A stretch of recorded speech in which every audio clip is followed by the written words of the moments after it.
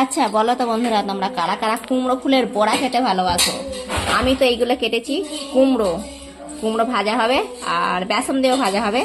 দেখতে পাচ্ছ বেসন মানে ফেটে নিয়েছি, আর এখানে কিন্তু হয়ে গেছে বেসন দিয়ে কুমড়ো। দেখতে পাচ্ছ কোড়াতে হচ্ছে। আগে বেসনটা ভেজে নিচ্ছি কুমড়ো দিয়ে, মুড়ি খেয়ে তারপরে তোমার দাদাভাই বাজার থেকে কি নিয়ে এসেছে তোমাদের সঙ্গে শেয়ার করব। তোমরা একটু আমার এই ভিডিওটা দেখতে থাকো।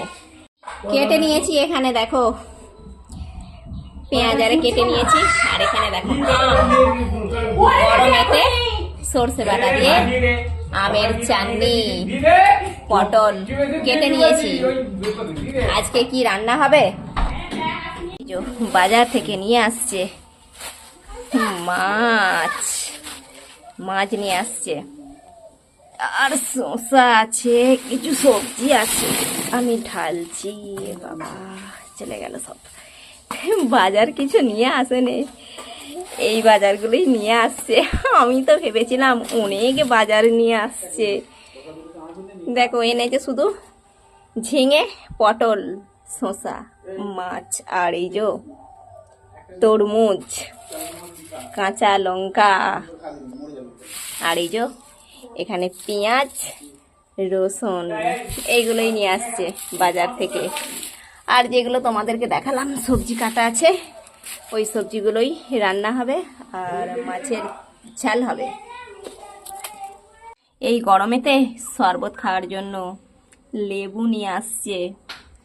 লেবু দিয়ে শরবত খেতে খুব ভালো লাগে এই গরমে। তোমরা কারা কারা খাও? জানি অনেকেই খাও, তবু আমি এমনি করে বললাম গো তোমাদেরকে।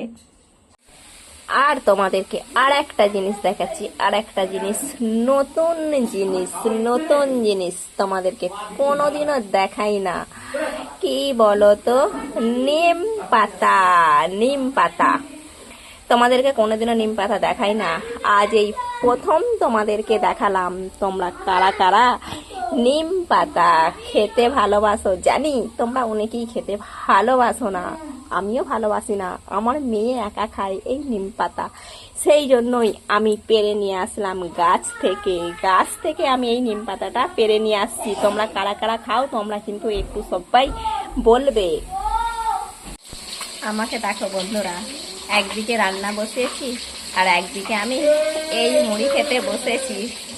কি যে মুড়ি খাচ্ছি তোমাদেরকে দেখাচ্ছি।